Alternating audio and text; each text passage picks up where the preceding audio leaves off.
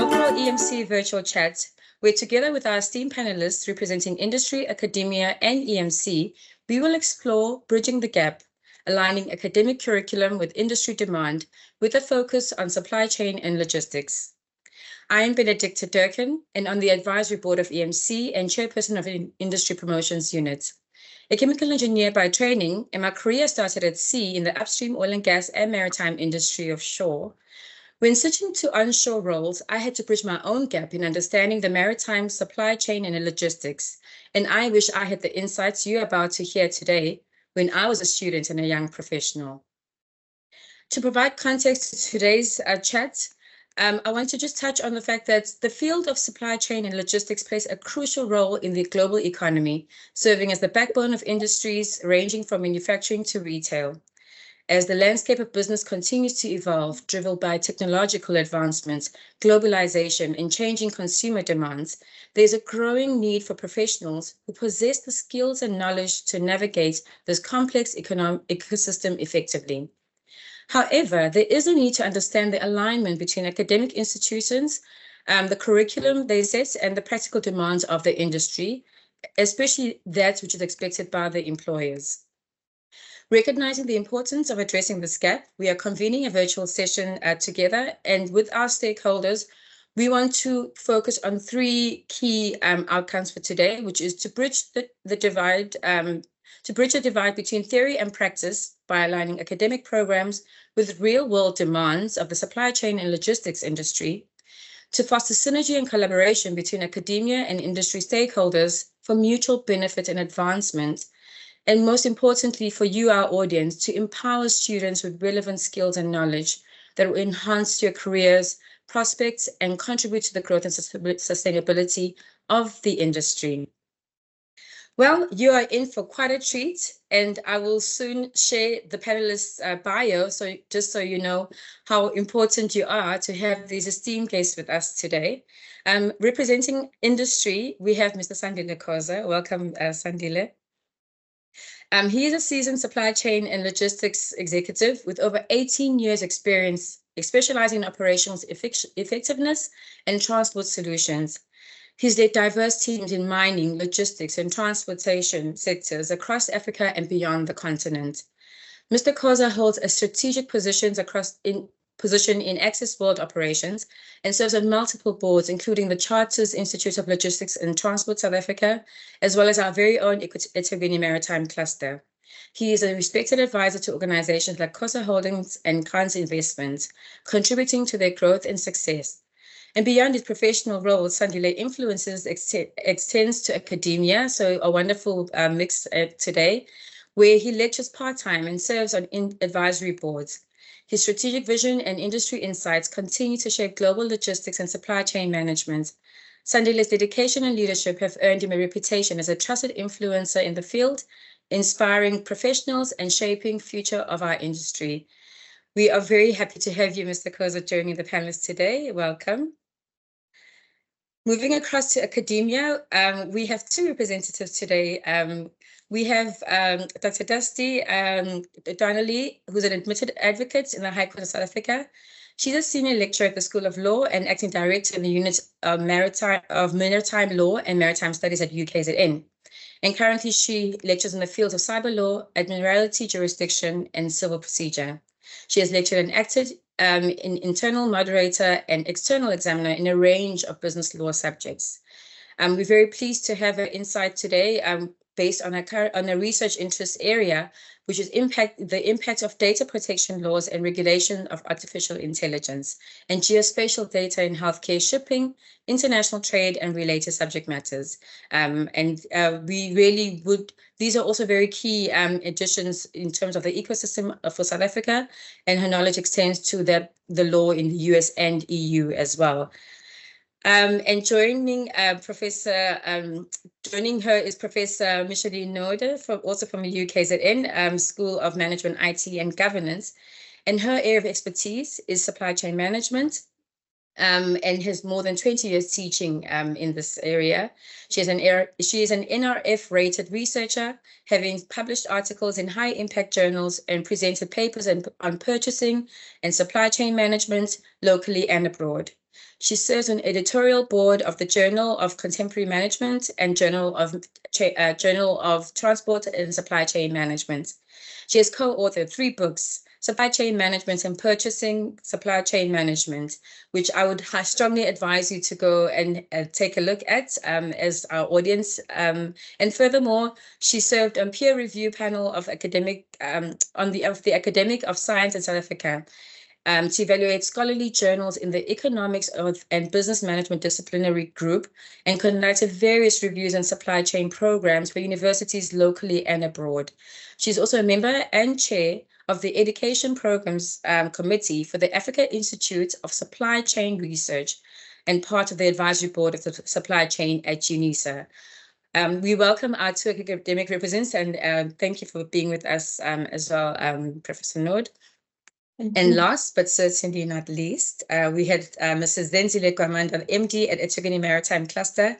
She didn't want her long introduction made, but I think it is just as important that people understand that she has a vast knowledge and experience in the sector, having been with EMC, starting from operations manager in 2015 and up until today being the managing director since 2021 of the EMC.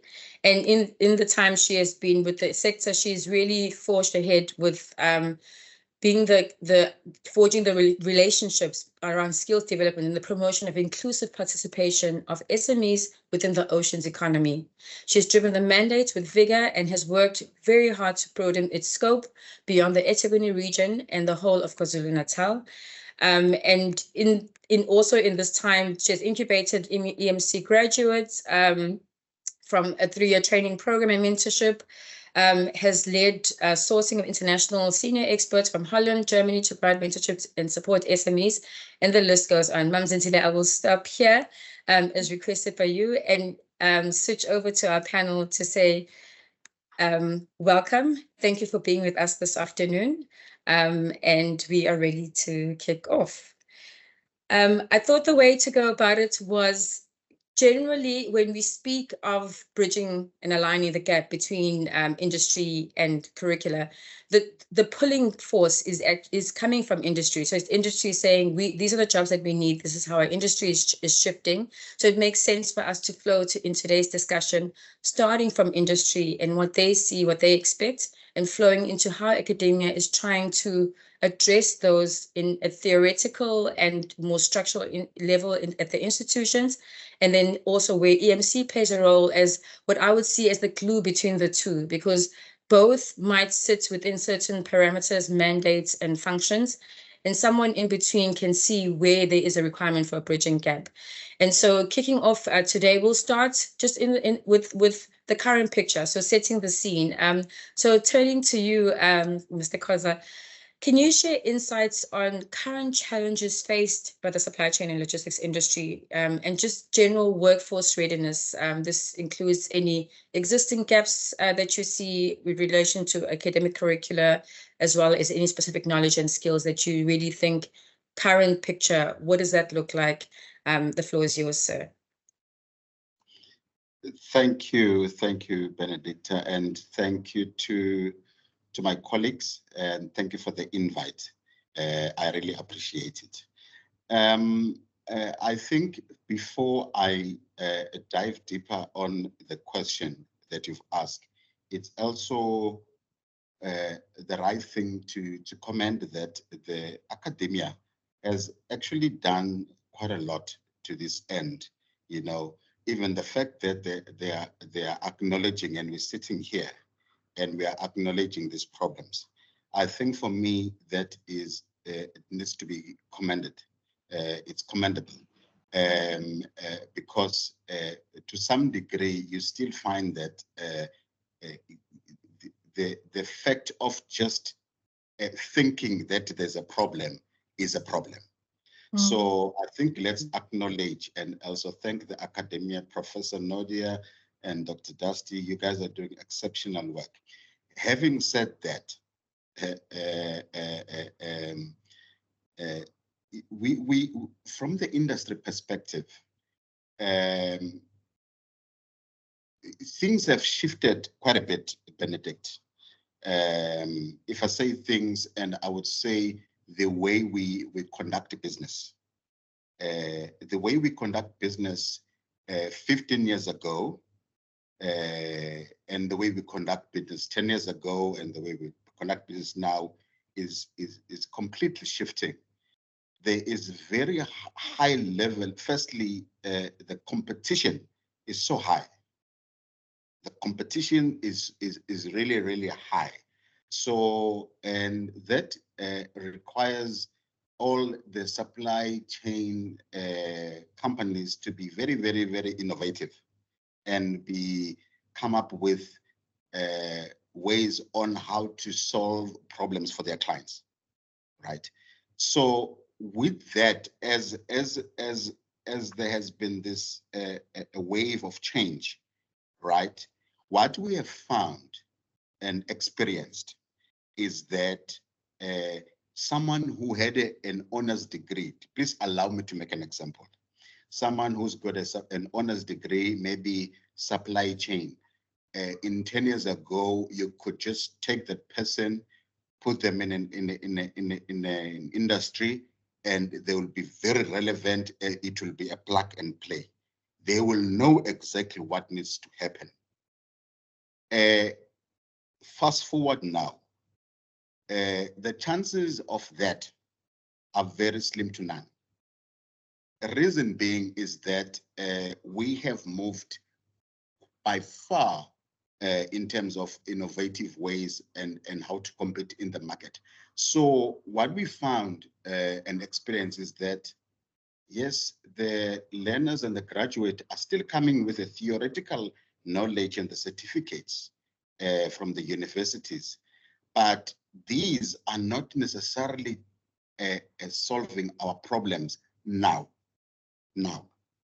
And the second gap is that the migration, trying to get these graduates to migrate from the old to the new is very, very difficult. Meaning now they've got the certificate. How do we move them from the thinking that it's just not enough now that you've got this certificate? Now, the problem that we have goes beyond the certificate. There's a thinking process that is required along your certificate. Remember, we're not saying it's irrelevant anymore. No, very relevant. But what is it that that we can infuse with your certificate so that we can solve the problem? So those are the main gaps that we are experiencing as an industry. Hence, you find that when we take on the graduates, they'll still spend maybe 2 years being on a training program so that we can bring them to the now. And that's a very costly exercise. Not all industries have got appetite for that, you know. Some do, some don't. So that's where I don't want to call it a misalignment. You're right by saying it's a gap. Then we can take it from there. Thank you. Thank you. That's really good opening and acknowledging also that we're not starting from base zero. There is some academia is already working in this space, and that segues me nicely into bringing in our academic colleagues. In currently, how are you approaching the curriculum differently? We hear that there has been a big shift in the last 10, 20 years. Those certificates that perhaps were valid back then are evolving almost annually. How are you implementing strategies and initiatives as institutions to bridge the gap? I'm going to allow you both maybe to comment in response to that. Over to you, Prof. or Dr. Donnelly. I'll start maybe. Sure. Yes, so our curriculum are designed in such a way that they can be flexible and adaptable, because we have to be flexible and adaptable. So we've got to incorporate the foundational knowledge with what's happening in the industry. And in order to do that, we have to have industry collaboration. And we have done that, for example, we collaborating with EMC and Sandila But, and also advisory boards. We've just set up an advisory board, and, with alumni and industry professionals, and they provide also insight into current trends. So we know that when we develop our course for this year, we're bringing certain case studies that are relevant today. Also, we need to integrate technology. So there's a strong emphasis on that. So that's teaching students how to leverage technology. So you're looking at data analytics, artificial intelligence, blockchains, automation, because they are important in optimizing supply chain. Another important thing is an interdisciplinary approach. So that's, in supply chain, you're mixing with a whole lot of different disciplines. It's not just in supply chain, but you're dealing with engineering, information technology, and there's a big focus on sustainability at the moment. And you need to have that holistic approach so that the students develop a comprehensive understanding of the supply chain. There are other things like experiential learning, but we haven't really done that, where they go out and they work at a company for three weeks. That could be nice. But what we've done is we've brought in case studies, up-to-date case studies, and also, what was I going to say? Simulation games. We run a simulation game in supply chain. And then, going on what Sandeep said, it's actually very important that students must realize that when they come out with a degree, unlike 15 years ago, you had your degree and that's it, you could be a plug and play. It's now very different because things are changing all the time. I mean, you've got extreme weather conditions, climate change, wars and geopolitical tensions, and also in trade, and that's got an impact on your supply chain too. So you actually have to try and get students to understand that once they leave university, that's not where it ends, but they need to continuously keep up to date with what's happening, and they need to read newspapers, and the effect of the economy has an impact on your supply chain. So we try and do that, and looking at it from a global perspective, look at what's happening in international trade and look at cross-cultural communication and global logistics. And there's then another thing is we teach continuous improvement, and that's also what we need to do as academics, is to continuously review and improve our curriculum. It's an ongoing process. It's not something that the curriculum is set and that's what it is for the next 5 years. No, we need to look at it every time we offer a new course. We need to actually re-look at it. So, and that's why our curriculum is, it's quite open, it's flexible and adaptable, because you can bring in the foundations there, the theories there, but you can bring in your case studies and these examples, and they're very good articles as to what's happening in the industry at the moment.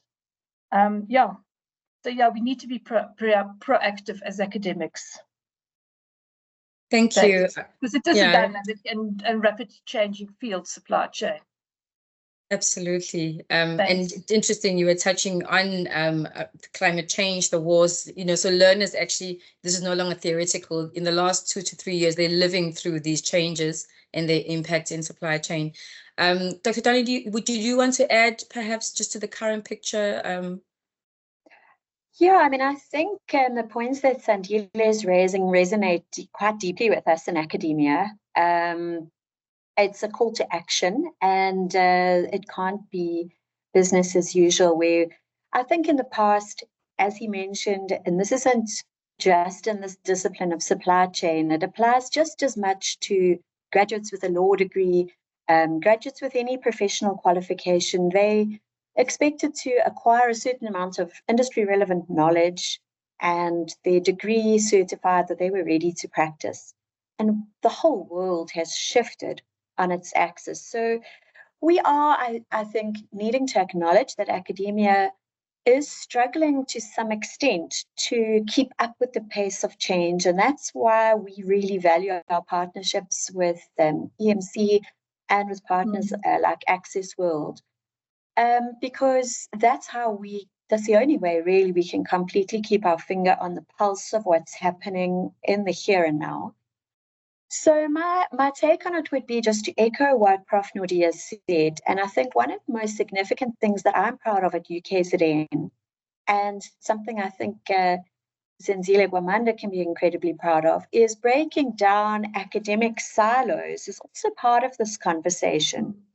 So forming an interdisciplinary teaching unit was a very novel idea 12 years ago when the Unit of Maritime Law and Maritime Studies began, bringing together maritime economists and maritime lawyers and asking them to speak to each other in the same room was something that many of our colleagues regarded as unnecessary. Now I think that's beginning to become very mainstream. And so we at UKZN are leading the way as an interdisciplinary teaching unit, coming on board with supply chain and the family. We're trying to ensure that our students have these kinds of conversations where they understand their place in the bigger picture. And, you know, these conversations have been critical. This year, for example, the trade disruptions in the Red Sea and the geopolitical tensions that have impacted on that was a fascinating presentation that we brought to our students. Sandile himself brought them a very thought-provoking presentation on, you know, what problems are you trying to solve? So some of the changes that are happening are at a curriculum level, as Prof. Naudé has said, or at a teaching level, bringing in technology into the classroom, changing the way we present case studies. But I think I would just add that it's also at the level of a willingness to think outside the box, a willingness to work with industry, which we've embraced and which our students have really benefited from, because bringing in people from outside, from the industry to talk to them, be role players, be role models rather, is something that will inspire our students to see the journey they will have to make. They've got to realize when they leave us, that's not the end of the learning process. It's just the beginning. So I'd actually be curious, if time permits, to sort of throw the ball back to Sandile, because I think a lot of the problems we're seeing are our lack of capacity to teach many of the soft skills. You know, we're entering a world of uncertainty. We can teach knowledge and we teach it well and we do it well. That's what we know how to do in academia. But tomorrow the knowledge could be outdated, or you could be thrown a curveball like COVID-19, or your vessel could divert, and instead of going through the Suez, she's now coming around the Cape. Students, I think these kinds of soft skills are possibly what's lacking. But Sandile, you know, and value your inputs on where you feel the mismatch actually is. Is it around those sorts of critical thinking skills, being able to be innovative, soft skills?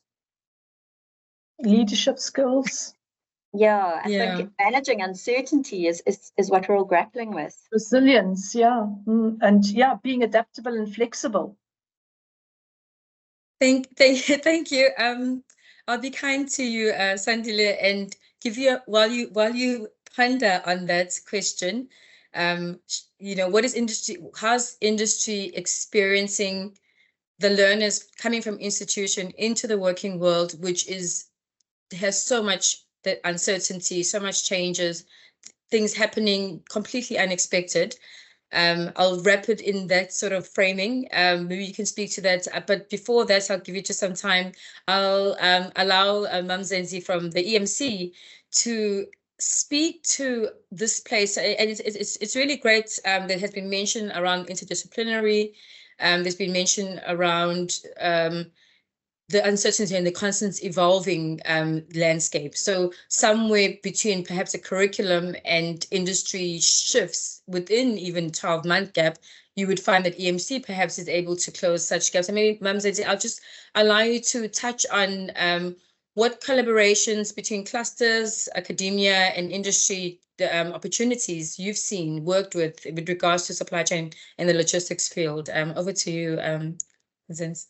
Thank you, Bennedicta, and also thank you, Mr. Koza, Dr. Donnelly, and Prof. Naudé for participating in this session this afternoon. We really appreciate it. Bennedicta, as you obviously are aware, EMC being a maritime cluster and with the mandate to support and promote the maritime sector, and also to allow space for collaborative engagements between the different industry players. So in terms of academia is a space that is very much close to my heart. We have a very good relationship with the city. And when we started this current financial year, we had to say as the cluster, you know, what is it? What is that one thing that we would like to be known for, you know, as a cluster? And as a cluster, we want our city, Durban, to be the center for maritime excellence. So I'm really glad that we are having this session here today. And also looking at our different programs that we offer at the maritime sector under the 5 pillars. The one pillar being training and skills development. This is where we look at the issues of skills, trying to close the gaps, trying to allow more talented people to enter the industry, and also trying to address challenges within the industry, obviously in collaboration with the academia, with different associations, with government, starting from basic Department of Education, higher educational institutions, industry, you know, at large. So in terms of our intervention in trying to close the gaps that we've already identified, we engage a lot with youth, especially the newly qualified graduates. There is a big cry right now in the country that the country is sitting with unemployed youth, unemployed graduates. So we have a program that we implement in partnership with TITA, which is our transport sector, where we allow our graduates to be placed with the industry for work experience, because most of the industry players, they're looking for experience. They don't take graduates without experience. So in that 1 year when they are placed, this is where we intervene in terms of work readiness. Before they are even placed, we have to make sure that they are work ready, because there is a big culture shock moving transition from school to universities and also to the industry. So we need to get them prepared for work. And once they are there, we need to make sure that the experience that they receive within the different organizations that they are placed with, it aligns with what they have studied. And during that time, we intervene because we need to keep tracking and monitoring that in that 1 year, they are learning. In that 1 year, they are getting all the necessary knowledge for them to be prepared for possible absorption when they finally complete their internship. But the problem that, you know, I see, like what Sandile always says, what problem are you solving? You know, in trying to do all of those interventions, I still believe that there is so much that we need to do, because when I hear Access World saying to me, or I'm just making an example with Access World, there's many other organizations that says to us, we are starting an academy, which is to capacitate students that have already qualified in those fields. This is when I really get worried, because it's definitely not their core business. Sandile should be worried about supply chain and the logistics business, and in terms of revenue generation. You know, his main worry as a business should be the bottom line. But when it comes to them having to start their own training academies, that means there's something that is not, there's a gap somewhere, maybe that needs to be closed in terms of the preparation of our students when they complete. For me, as a cluster, when we started these interventions, number one, in terms of the collaborations, industry collaborations, Dr. Donnelly was just talking right now about what can be done really. And I'm saying the industry, I don't know how often, if it ever happens, where we get some industry dialogues, in partnership, of course, with academia, in terms of informing what is the expectation from a BCom supply chain graduate when they are received on the other side, in terms of knowledge, in terms of expertise, in terms of, I don't know, information, but in terms of what they are bringing to the organization.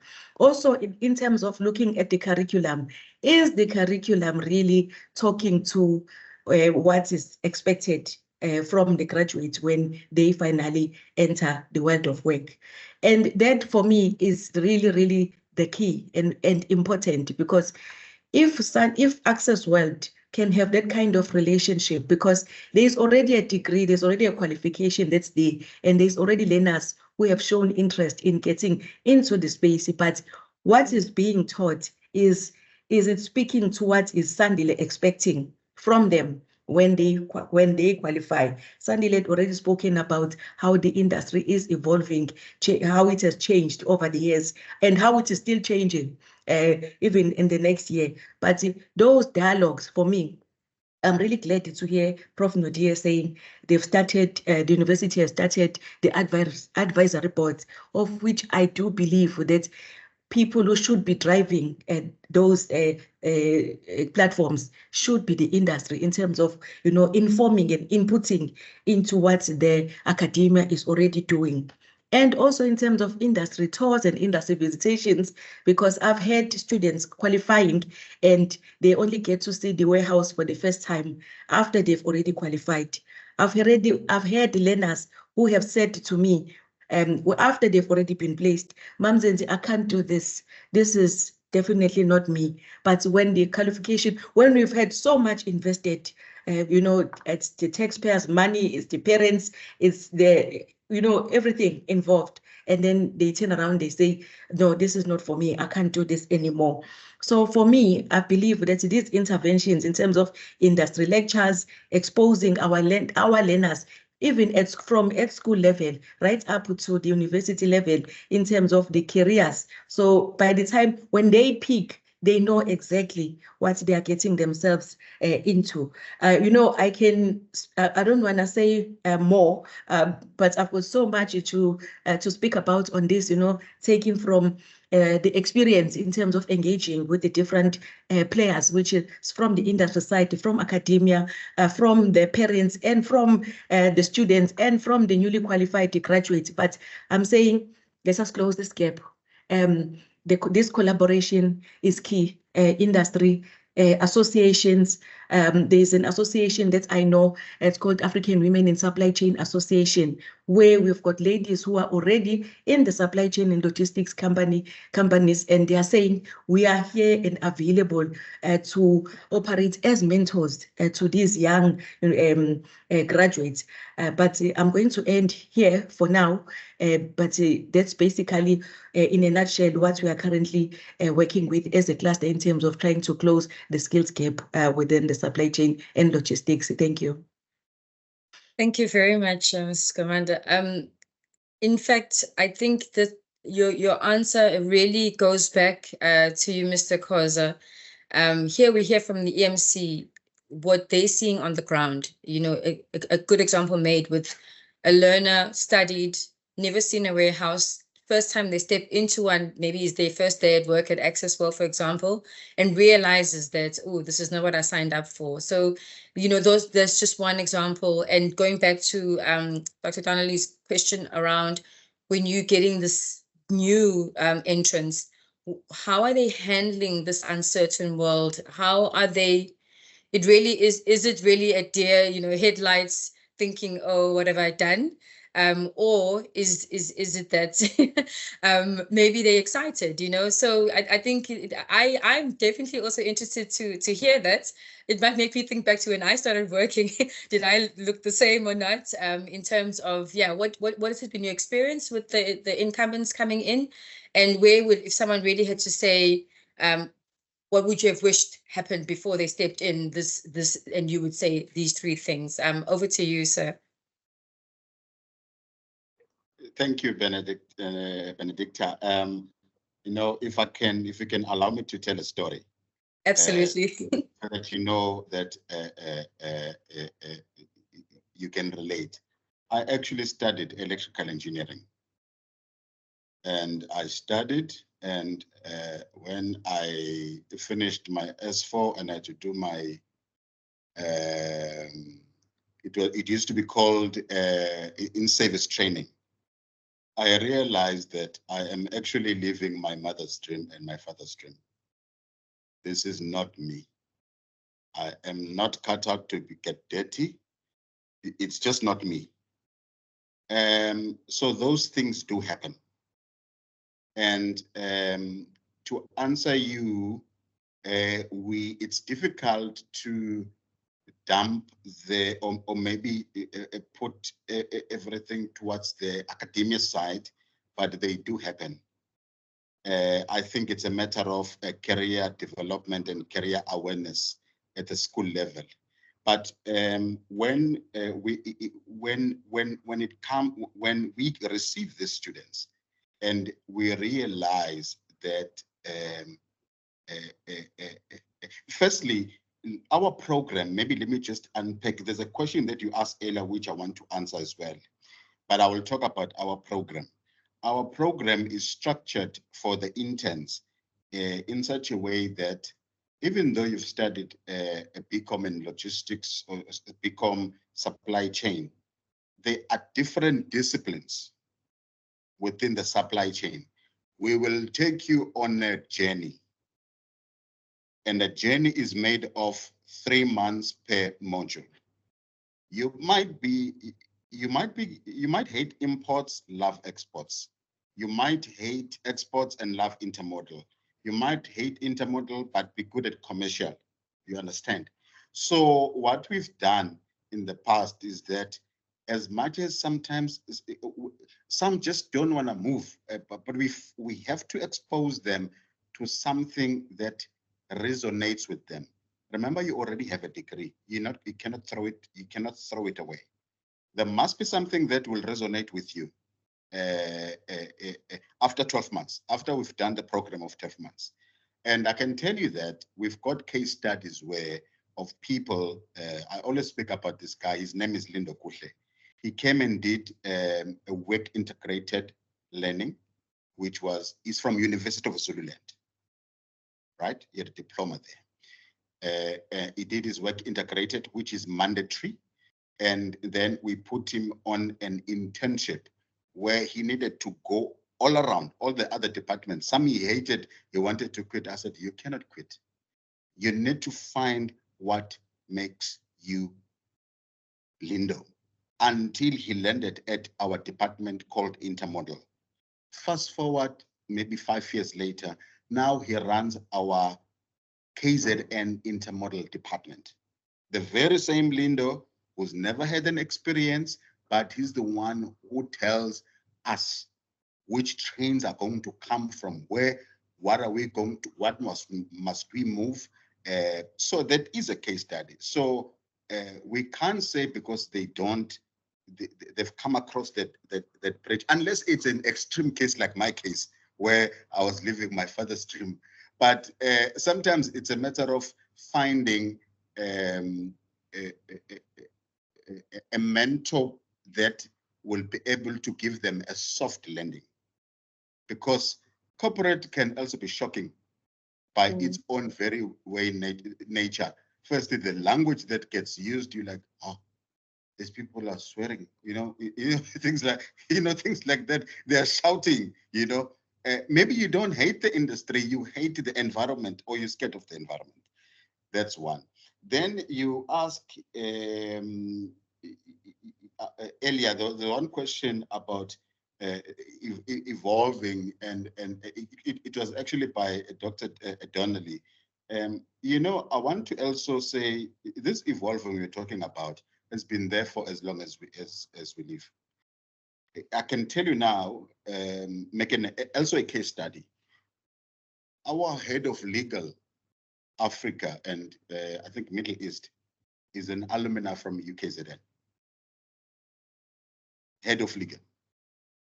The person that reports to that head is also an alumni from UKZN. Right? So you guys it's not like you're not doing what you're supposed to be doing. So, but now they have been placed in the real world where they are participating.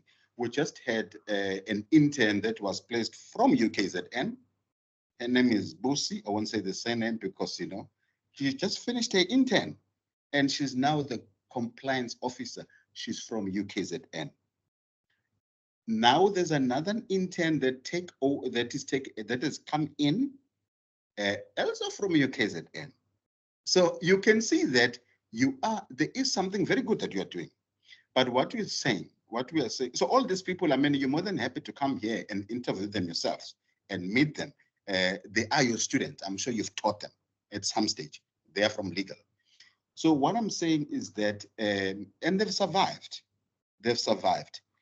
But the main thing here, the three things that will really make people that are placed here to really survive from the soft skills side, generally, what you were asking, is that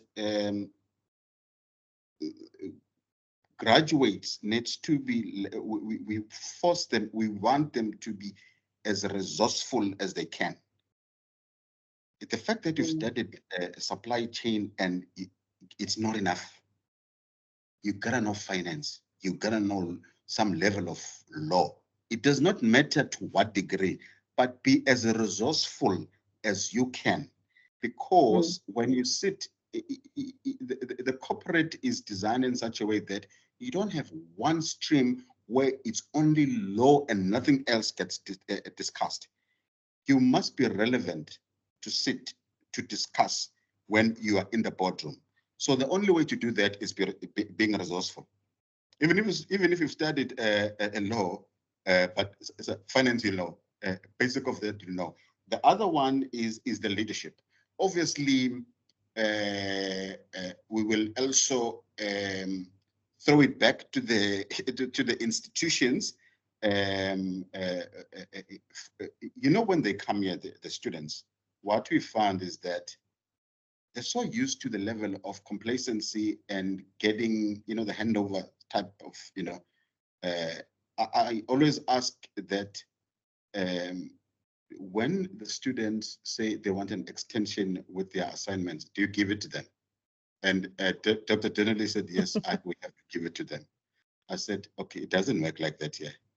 When I want my report 7 o'clock in the morning, at 10 to 7, the report is there. It's a deadline. If it's not there, you are dead. So those are, we're not killing people. We're not killing people, Bennedicta, yeah. But I'm Thank just you for saying, clarifying that. yeah, no, we're not killing They people. will learn. They will learn, the students. They will learn very quick. Yes. So if a report must be there at 7, at 10 to 7, I'm there. Or if a meeting starts at 7, it doesn't mean that you're walking into my door at 7. You are seated waiting for me to start the meeting at 7. So that's leadership. So in class, if the lecture starts at 10, you see them coming on, you know, walking, quarter past, 10 past, what do we do? I understand there's a whole lot of things that the academia is also facing in terms of enforcing discipline. So, but unfortunately, or whether it's fortunately, the same learners, when they come out, they will find it here. And it becomes very painful. The very last one is that just to be aware, when they come here, you just need to be aware. This is no longer school. Just be aware. We spoke about geopolitics. We spoke about artificial intelligence. Just be aware of your surrounding. Don't just know what you know. Just be aware. When you are free and you are an intern and you finish all your projects early, don't ask to go home early because you're done. Mr. Koza, can I go and spend time with our legal? I just want to know, what do they do there? You know, so those are small things. And very, very luckily, I would say, we've had one candidate that could not, out of maybe out of 30, 40 that we've placed, you know, that could not fit in, that said, no, we are full of nonsense, we are unreasonable. But after all, they have to adapt. When they leave home, remember, these people, when they leave their homes, they left with some level of discipline. They never used to come at their homes midnight. Now, why do you allow it here at work? If you're starting at 7, you're starting at 7. You can't come at 9. That's all from my side. Thank you. On that note, thank you, Mr. Khoza. I just made a note here to maybe throw the question back into academia to say the alignment on time management, no extension on assignments, and no late arrival at lectures. But this is quite key because I think this is where EMC comes in with the work readiness program as well. It is those softer skills and just general being able to go into the working world. So thank you, Mr. Khoza, for really drawing that out. And because sometimes you can focus on maybe just course content, but these are the things, for example, in our conversation that matter just as much as course content. Just maybe diving back again to a little bit more of the technical realm is I'd like to just hear from you, Prof. Noda. You already touched a little bit on trends and that you gain from engaging with certain alumni and setting up certain boards. Perhaps I'll just allow from academic perspective, what do you see as trends from the academic perspective? And I'll come back to you, Mr. Khoza, just give you a bit of a break. What are you, from both ends, what are you seeing as the market trends? Because those obviously can be telling too of, therefore, where should people be focusing their career choices towards or putting more efforts. Say, I'm going to go into that afterwards, government and policy where they should be supporting, therefore, to make all of this fit in with what, where the world is going, where our country is going regionally, because it's always segmented in that realm. Maybe I'll let you kick off, Dr. Donnelly or Prof. Node from academic side. I don't talk as much, so I'll start. But really, because from a law side, there's a lot more to discuss. But really, I think that there'll be a lot more automation and digitization. So our works will have to develop those skills. Data analytics, artificial intelligence, robotics, Internet of Things, and leverage and manage these technologies. Also supply chain visibility and transparency. And that will be a growing emphasis because it's driven by factors such as consumer demand for sustainability, traceability, and ethical sourcing. So we've got a big focus on sustainability as well. And that's where we'll need to be adept at using technologies like blockchain, radio frequency identification to track the products throughout the supply chain to make sure that we comply with regulation and standards. Also, the rise of e-commerce and the last mile delivery. That's fast, efficient last mile will require supply chain professionals to optimize logistics networks, enhance warehouse management systems, and streamline delivery processes. And of course, then you've got sustainability and green logistics. And there will be more and more emphasis on sustainability and environmental stewardship in supply chain and logistics. So we will have to develop skills in sustainable procurement, green transportation, waste reduction, carbon footprint, to support eco-friendly initiatives to meet regulatory requirements. Globalization and supply chain resilience. We need to be adaptable, agile, skilled at managing supply chain risks through scenario planning. Also touched on the soft skills and leadership. Communication, collaboration, critical thinking, being adaptable, and lifelong learning and upskilling, because the jobs we're doing today in 20 years' time are going to be very different. And those learning continuous professional development and online learning platforms will play a critical role in keeping workers abreast of industry trends and emerging technologies. So you have to continue learning because things are changing all the time. So as mentioned, once you get your qualification, it doesn't end there. It's actually when the learning actually starts. Thanks. Thank you.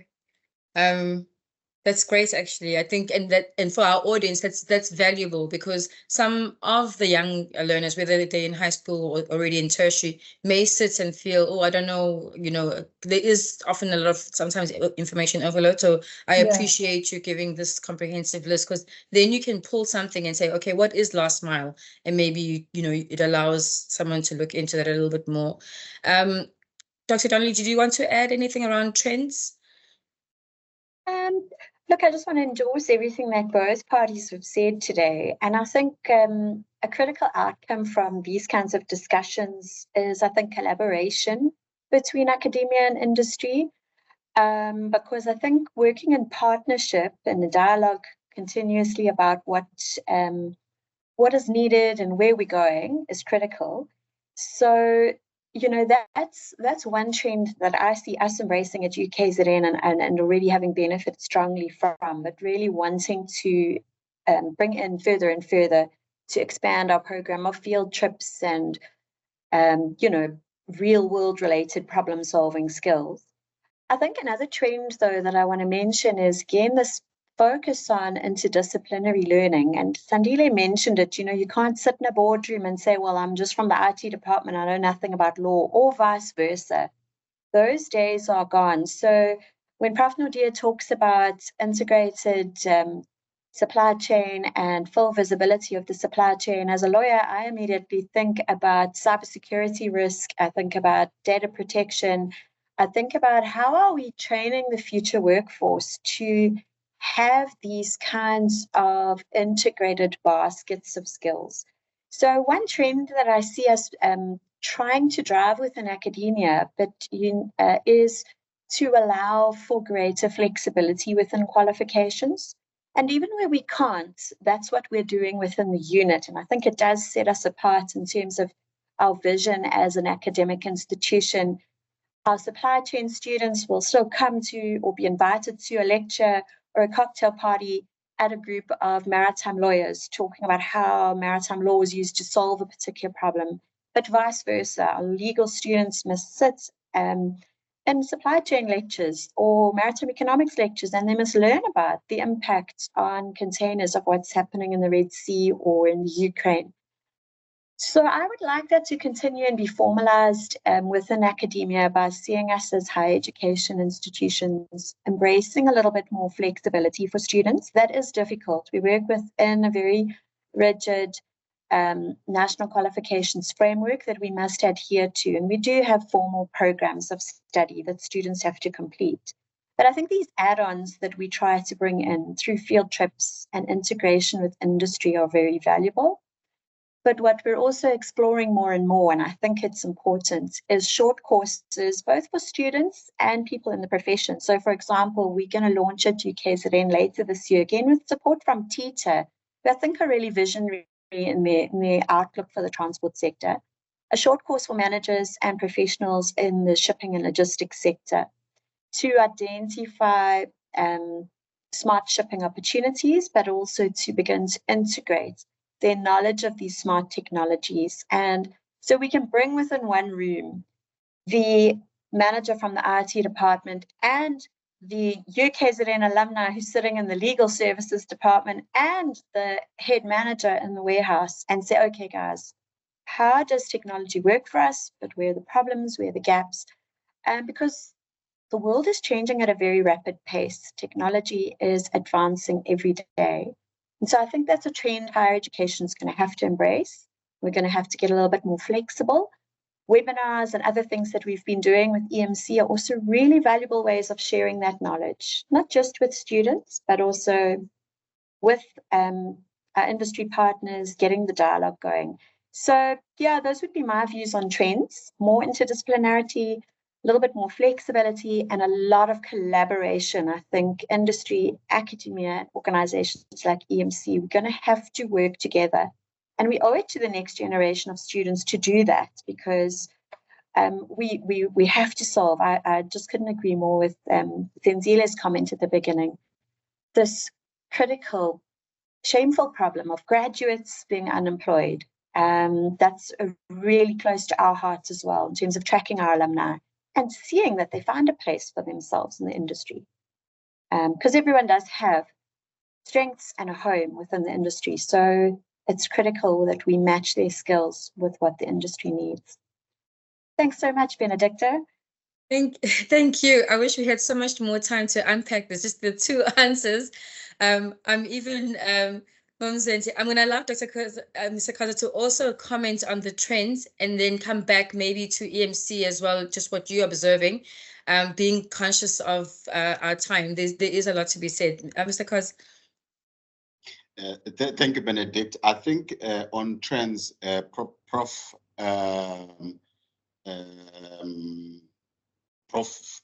Nadia has said a lot. The two things that I just wanted to add, I'm not going to go too technical, is what our clients are expecting from us. Remember, ultimately, we are merely a service provider. We are a service provider. We've got clients that we serve. Our clients now are looking at just a few things. For me, which she mentioned, you know, the sustainable sourcing. It's a key thing, a key thing. And the issues of ESG, just in general, the client will walk out with a beautiful warehouse that you have if you are not looking after those aspects of things. From the global perspective, it is happening. We've seen it happening, and there's going to be so much emphasis that it will surpass the beauty of your warehouse, the artificial intelligence. If you cannot do things correctly, you will lose client. The second thing, which is trending, and I challenge everyone here to really make it trend and fashionable, is collaboration. Can I tell you something? We need the academia. We cannot do anything with the academia as a private sector. What ends up happening, with pains me sometimes, we go out and, well, maybe it's justifiable to a certain extent. We go and get the consultants, you know, to come up with everything that we are discussing here. And those consultants, they bring everything to UKZN to do the work and go back to the consultant comes back to us. Why can't we collaborate together? You know, we need each other. All the information from the research perspective that you guys are doing, we need it to make informed decision, right? So this collaboration with academia, private sector, and even the state to a certain extent is something that is a must. One last thing. Whilst everyone has been talking about Transnet, how you know whatever, we are supporting Transnet because if Transnet goes down, we go down. That's it, you know. So the collaboration does not mean that the other end has to do well. We support them being there because they are the only solution that we have. So we also need the academia to, let's come together and make this thing work. I can tell you, we need each other. And if we come closer, you will realize that it's a tripartite that cannot be unbundled. And it can influence the policies now of the government, academia, private sector, and state-owned. Then what else do you want after that? Thank you very much. Well, there definitely is not much more one would want. Ms. Gawanda, I'll come to you just from an EMC perspective, maybe in a way of tying this together with the trends. You're on the ground, and actually you're very much in the tripartite that Mr. Khoza speaks of, because EMC is engaging academia, industry, government, you know, the students, learners, civil society, all spheres of, I want to say, our society, and players and stakeholders into this realm. What trends are you seeing, or what would you almost be putting together as a plea for all? You know, the collaboration is coming through, and we can see what clients are looking for and what academic is talking to. Just as a few remarks before I wrap up. Thank you, Bennedicta. Sorry, I was muted. Yeah, I think this is also going to be my closing comments, also looking at the time. So just so that in case I don't get the opportunity to thank my colleagues from UKZN and Mr. Khoza, thank you so much again for participating. I think my closing comments, Bennedicta, would be, first of all, everything that's been discussed here is key. It's very important. Collaboration for me is key between all different stakeholders, the industry, academia, government, associations, communities, Department of Education. So as EMC being at the center of all of this, we playing that crucial role in terms of making sure that we become that one point, central point, where we can pull together all the stakeholders to discuss all of these critical topics for the benefit of our sector, which is definitely the supply chain and logistics in case of the topic that we are discussing here today. But also, I know right now we have invited academia, and but for me, one leg that I just wanted to add, and all of this is the different association and the professional bodies that are out there. Dr. Donnelly, I was still going to be talking to you before the end of the week. I have been introduced by Mr. Khoza to a professional body for supply chain that is like really wanted to play a role in being mentors for our learners while they are still at school and while they are still studying supply chain before they even get to the industry out there.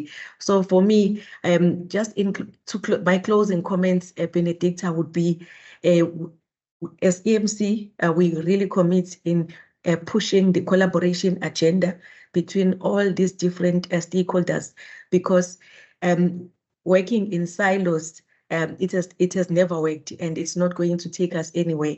But we need to know what Sandile is experiencing, what challenges and what his future plans are. And we need to know what universities are doing out there. Are these two talking when they finally release our learners to the industry out there? And our learners, how committed are they? Because it's not just about us, but even with them in terms of participating in those forums, becoming mentors, participating in professional bodies, attending webinars. That's also very important because it shows commitment on their side at the time when they finally integrate with the industry. So in my closing comments, as EMC, we continue to push the collaboration agenda because we agree and we concur that this is key in making sure that this sector is supported. Thank you. Thank you very much, Mzinzi. And thank you to our panelists. This brings us to the close of our first virtual chat, industry virtual chat by EMC, with our title today having been Bridging the Gap, Aligning Academic Curriculum with Industry Demand, at the focus on supply chain logistics. And I just really want to send a heartfelt thank you to our participants, Mr. Khoza, Dr. Donnelly and Prof. Node, this Mzenzile Commander from EMC. And as Ms. Commander mentioned, it would have been good to also have the leg of be it government and industry associations, and maybe they can come into the future. But for today, the key word that I take from everybody is collaboration, that how we bridge the gap is through collaboration. And other keywords that I would leave with our audience, whether you are in still in high school, choosing your subjects, already in tertiary and not quite sure how to find your place within the supply chain and logistics realm, know that places like UKZN are working on interdisciplinary and ways in which you can get already at academic level an experience, be it site visits, be it how the curriculum is designed for you to know what to expect in industry. And certainly we're going to strengthen our certain parameters that are not only technical between coming from academia to industry. Time management is the keyword I leave with our audience. And in many ways, also, it's not only for young people. There's also mid-careers. Certain people, would have been a mid-career switching over into the space of onshore and supply chain and support. and the trends that you need to be following, staying abreast of sustainability, ESGs, just so that you do bring value into the organizations that you're working in. And I think with that, EMC really playing a critical role in pulling everyone together, seeing these gaps and facilitating a space to talk about what is required, such as today's industry virtual chat. Thank you to the team at EMC for putting this together, Tando. And we really hope to have you in more discussions with us. This has been fun. I definitely enjoyed it. And we look forward to really unpacking more of this. And I think there were lots of very valuable nuggets for people listening with regards to where to begin and to also understand there is a lot happening to move us forward. On that note, I'm Bennedicta Durcan and representing EMC's Industry Promotion Units. Thank you for joining our virtual chat. Pleasure. Okay, that's the end of the formalities. Thanks. Thank you. Thank you, I'm going to make a clean Bennedicta. recording for Nova, but thank you very much for your time. This was really, that's very insightful. Thank you so much. Thank you, Okay, colleagues. enjoy the rest of your Thank you afternoon. very much. Thank you. All right, bye. Bye.